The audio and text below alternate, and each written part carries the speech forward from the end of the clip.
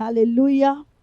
तो धन्यवाद करें परमेश्वर का। और उससे पहले हम खुदा के कलाम से 2 शब्द देखेंगे। हम निकालेंगे लूका 6। और मैं जैसे कल बता रही थी मैं पार्टनर्स मीटिंग में जूम पे कि हम वचन को केवल सुनने वाले नहीं लेकिन चलने वाले बने। केवल सुनने वाले अपने आप को धोखा देते हैं, लेकिन जो सुनकर चलते हैं वो परमेश्वर की ओर से आशीष पाते हैं। हालेलुया।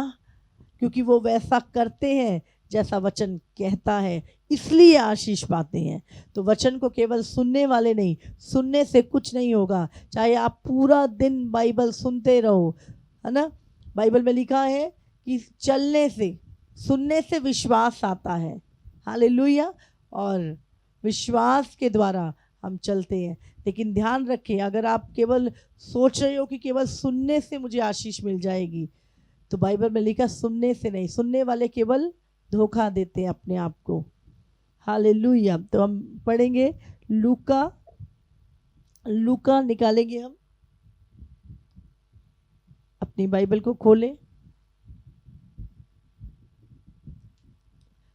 लूका 6 उसका 43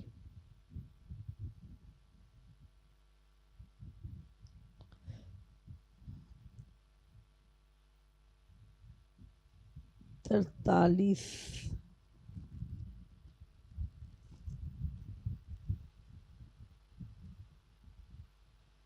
हालेलुया। इसमें लिखा है, कोई अच्छा पेड़ नहीं,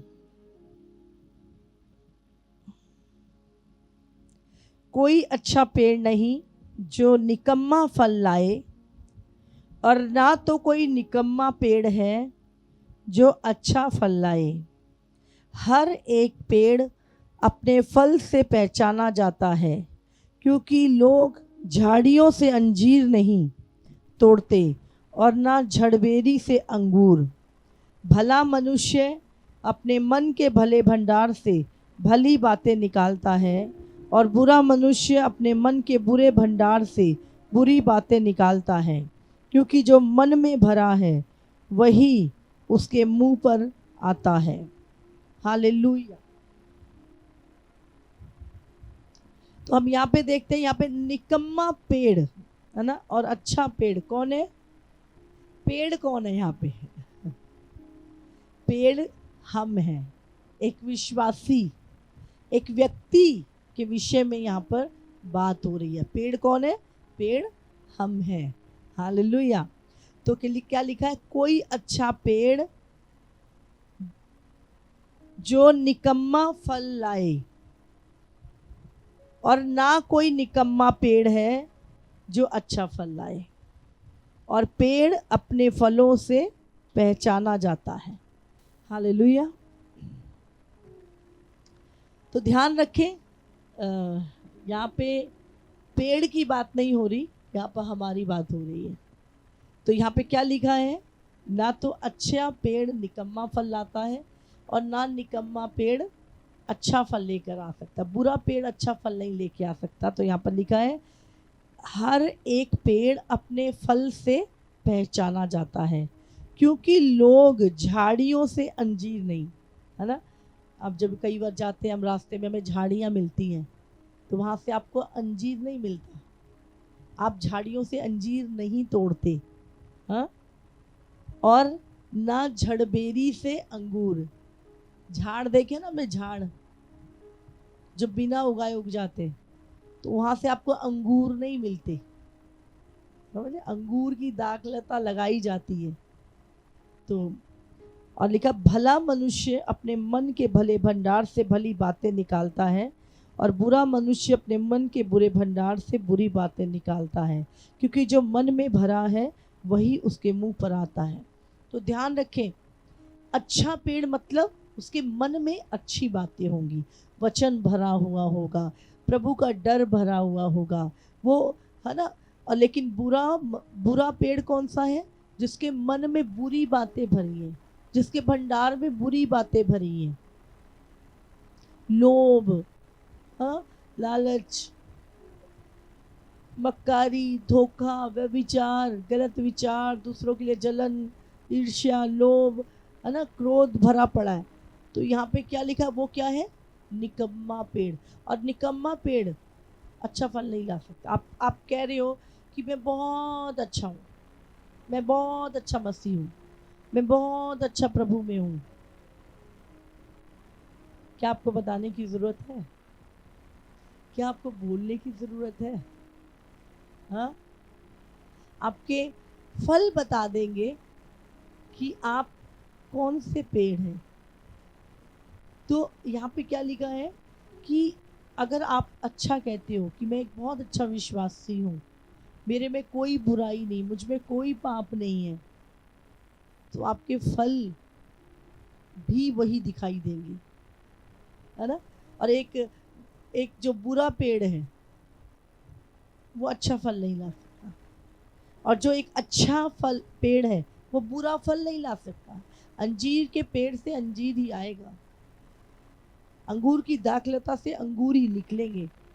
अगर आप कहते हो कि आप परमेश्वर की संतान हो, तो आपके अंदर आप कहते हो कि मैं पवित्र आत्मा के द्वारा चलता हूँ, मैं तो पवित्र आत्मा से भरा हुआ व्यक्ति हूँ, तो आपके फल बता देंगे आप कितने अच्छे विश्वासी हैं। हाँ, प्रेम, आनंद, शांति, धीरज, कृपा, भलाई, नम्रता, संयम, ये सारे फल आपके अंदर बता देंगे कि आप कितने अच्छे मसीह में हैं। हालेलुया। तो आपके फलों से लिखा है कि पेड़ के फलों से वो पहचाना जाता है। तो आपके करेक्टर से वो चीजें दिख जाएंगी। आप जब मुंह खोलेंगे ना, तो मुंह खोलने से ही आपका पता चल जाए आपके भीतर क्या है। जो मन में भरा है वही मुंह से बाहर आता है। हालेलुया। अगर प्रेम भरा है तो प्रेम आएगा, जलन भरी है तो जलन आएगी। हालेलुया। तो जैसा इंसान होता है उसके मुंह से बातें भी वैसे निकलती है। ये नहीं हो सकता कि आप कह रहे नहीं नहीं मैं तो हूँ नहीं ऐसा, मैं तो बहुत अच्छा हूँ, पर आपके मुंह से जो आपका बोलना है वो बता देता है कि आप कैसे हैं, क्योंकि आपके मुंह से वही निकलेगा जो आपके मन में भरा है। अब मन में अगर वचन भरा है, मन में प्रभु के लिए भूख प्यास भरी है, मन में अगर प्रेम भरा है, तो मुंह से भी वही निकलेगा। समझ रहे आप? तो जो मन में भरा है वही मुंह से आएगा।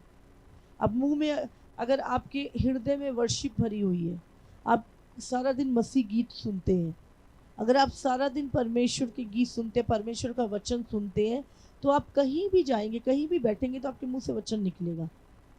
हाँ, आप पूरा दिन फिल्मी गाने सुन रहे हो, अब क्या निकलेगा मुंह से? आपकी वर्शिप। आपको जो अंदर भरा जाएगा, याद रखिए एक बात, वही बाहर आएगा। तो आपके हृदय में क्या भरा हुआ है वो आपके फल बता देगा। तो आपको अपनी सफाई देने की जरूरत नहीं है, आपके फ्रूट ही आप कैसे पेड़ है आपको बता देंगे। बाइबल में क्या लिखा? यीशु ने कहा जो मुझसे प्रेम करते हैं वो मेरी आज्ञाओं को मानते हैं। यूहन्ना 15 निकालेंगे, 15 का 9 और 10 वचन हम पढ़ेंगे।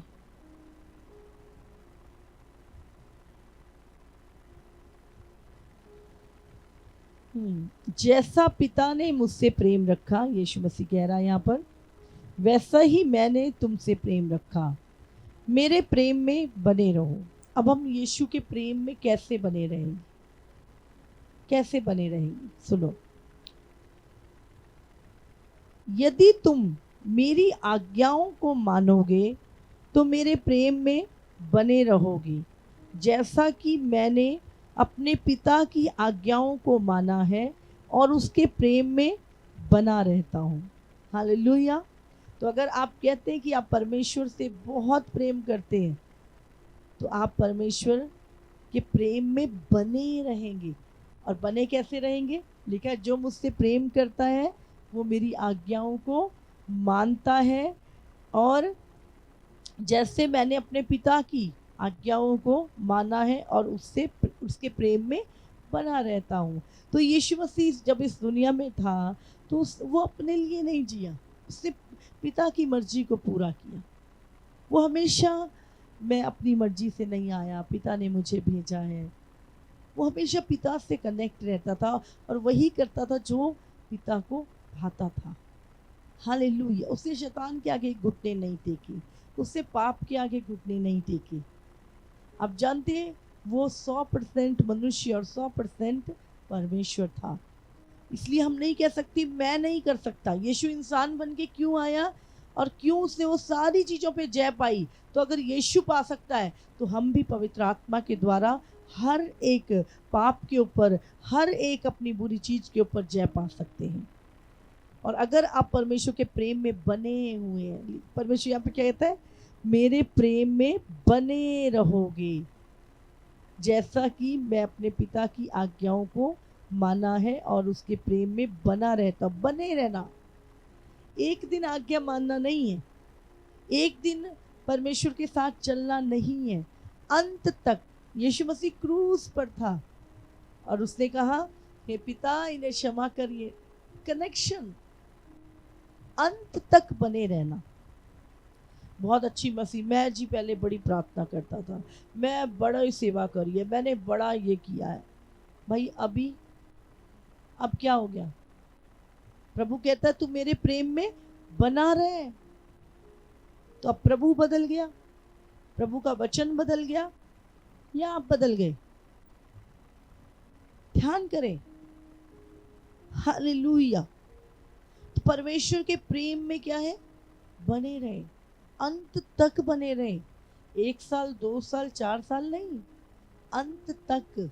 और बने कैसे रहेंगे? जब आप उसकी आज्ञाओं को मानते हैं। क्यों प्रभु ने आज्ञाएं दी? ताकि हम जब उसको माने तो हमारे अंदर प्रभु का भय बना रहे और हम उसकी आज्ञाओं पे जब चले तो हम उसके प्रेम में बने रहे। प्रेम में कैसे बने रहेंगे? आप जब किसी से प्रेम करते हैं तो उसके लिए कुछ करते हैं आप, है ना? तो जो आप किसी से प्रेम करते हैं उसकी आज्ञाओं को मानते हैं। हालेलुया। आप किसी कह रहे मैं तुझसे बहुत प्रेम करता हूँ और आप उसके लिए कुछ भी नहीं कर रहे हैं। कहाँ है प्रेम? बलिदान का नाम है। बलिदान, अपनी यीशु ने अपना बलिदान देकर हमें बोला कि वो हमसे प्रेम करता है। हालेलुया। बाइबल में लिखा कि धन्य है वो दास, है ना, जब यीशु मसीह आए तो वो वही काम करता हुआ उसे पाए जो काम वो उसको देकर गया था। लेकिन बहुत सारे लिखा कि जो निकम्मे दास ना सोचने लगे कि उसके आने में तो देर है और अपनी मन मर्जी करने लगे, प्रभु कहता वो उससे आकर लेखा लेगा और उन्हें दंड देगा। हालेलुया। तो अंत तक हमें बने रहना है। प्रभु ने कहा अंत तक मेरे प्रेम में बने रहो। जो अंत तक बना रहेगा उसी का उद्धार होगा। हालेलुया। जैसा जब आप मसीह में हैं, आपको एक बात याद रखना है कि आपकी लाइफ प्रभु की है। अब आपकी लाइफ में प्रभु की इच्छा, जो भी कुछ हो रहा है प्रभु की मर्जी से हो रहा है। बने रहो। परीक्षा है, मुश्किल है, सताव है, दुख है, बने रहो। हर परिस्थिति में धन्यवादी रहो, सबसे बड़ी बात। हालेलुया। जैसा भी है ढलो उस चीज में। हम देखते हैं जब यीशु के चेले यीशु के पीछे चलते थे, कैसी परिस्थितियां थी उनकी, आप सोचो। पौलुस की क्या परिस्थिति थी, पतरस की क्या परिस्थिति थी, यूहन्ना की क्या परिस्थिति थी, हम देख सकते हैं। लेकिन प्रभु उनके साथ चलता था। उस कठिन समय में, मुश्किल में, सताव में, पीड़ा में, जेल में, कोड़ों में, मार में, सताव में, अन्य जातियों के विरोध में, कभी वो कुड़कुड़ाए नहीं, हमेशा धन्यवादी होते थे। और मुझे एक बात बहुत अच्छी लगती है, जब प्रेरितों के काम 4 में लिखा है, जब उनको सताया गया, मारा गया, जेल में डाला गया तो आनंदित हुए। उसने कहा प्रभु हम तेरे लिए, हमारा सताव हुआ, हम जेल गए, हम आनंदित है कि हम तेरे कारण सताए जाने के योग्य तो ठहरे। हालेलुया। मैं अभी बात कर रही थी अपनी टीम से, तो मैं बता रही थी, मैंने कहा प्रॉब्लम नहीं है कि सताव, प्रॉब्लम बिना मतलब के बखेड़े नहीं, अपनी इच्छा या दूसरे की इच्छा को पूरा करने के कारण बखेड़े खड़े ना हो।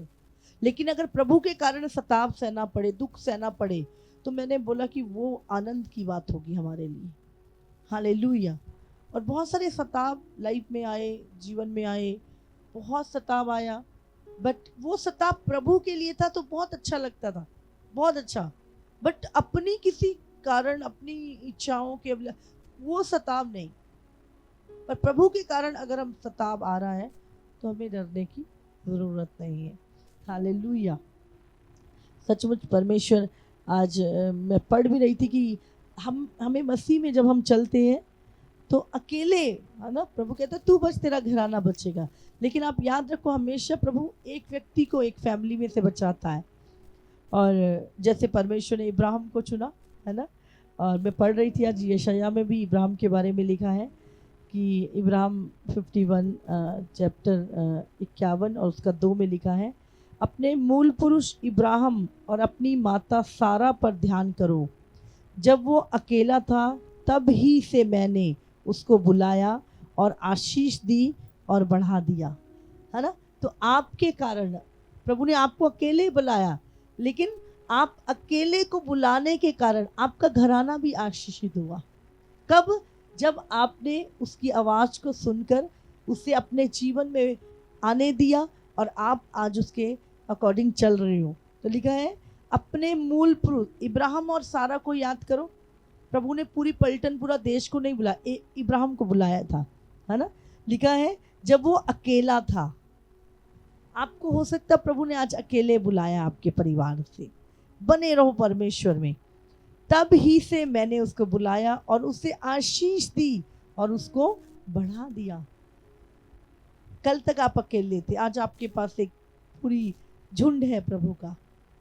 हालेलुया।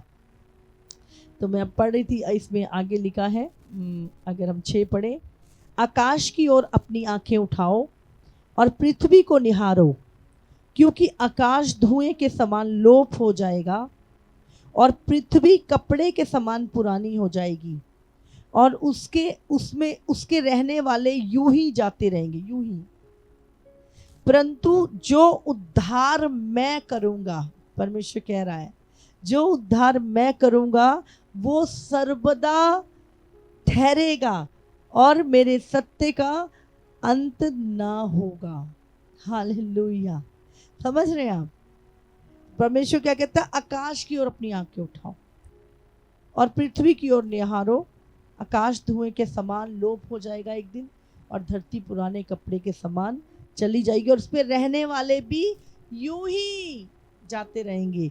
परंतु जो उद्धार मैं करूंगा वो सर्वदा बना रहेगा, वो सर्वदा ठहरेगा और मेरे सत्य का, धर्म का अंत ना होगा।